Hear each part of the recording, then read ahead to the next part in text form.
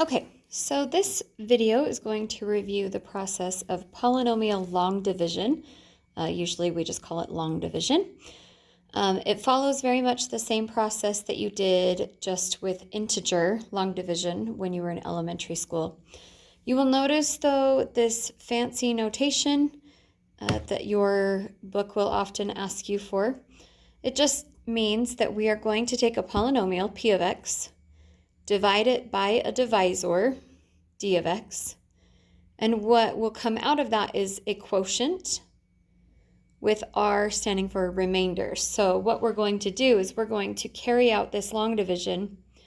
What is left up here will be our quotient, and then we'll have this additional piece that is a remainder, and it is written in fraction form with the divisor on the bottom.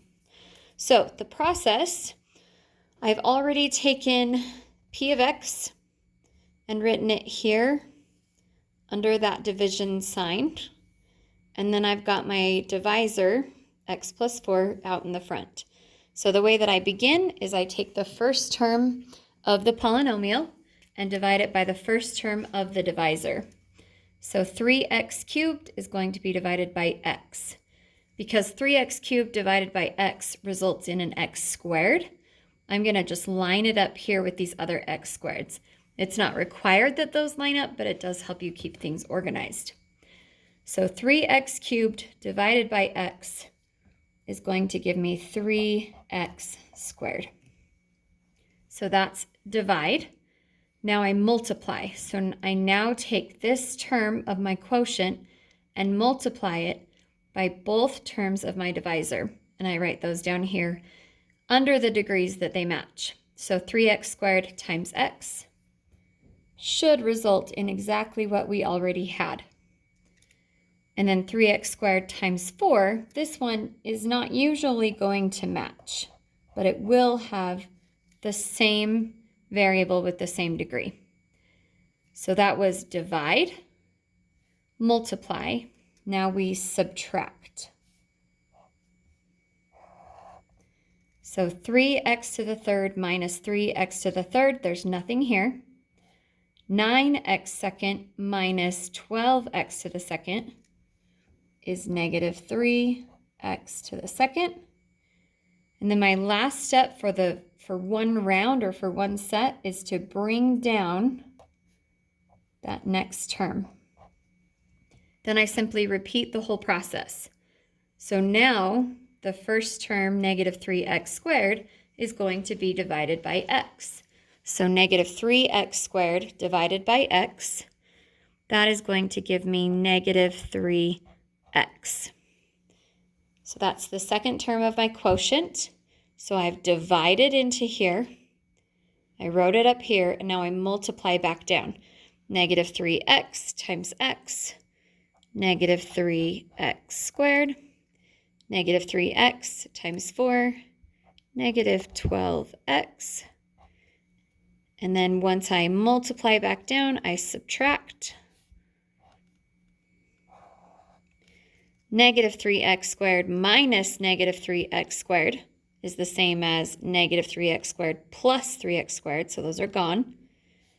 Negative 5x plus 12x would be 7x.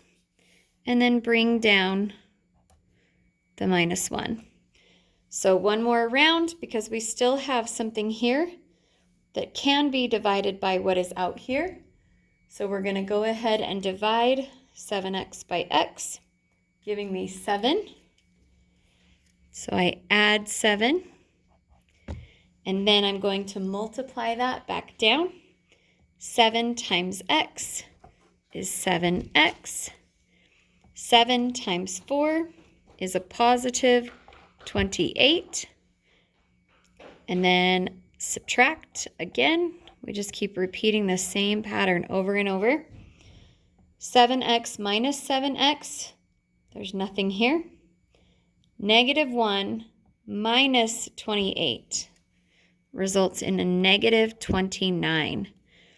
Now, negative 29 is a constant, so it cannot be divided by x. So I know that I'm done. And because this is not 0, this is my remainder. So, to write all of this in this official form that we have up here, we have that P of x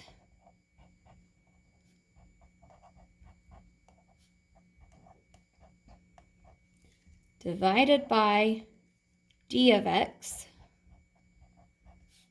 is equal to 3x squared minus 3x plus 7. That's our quotient.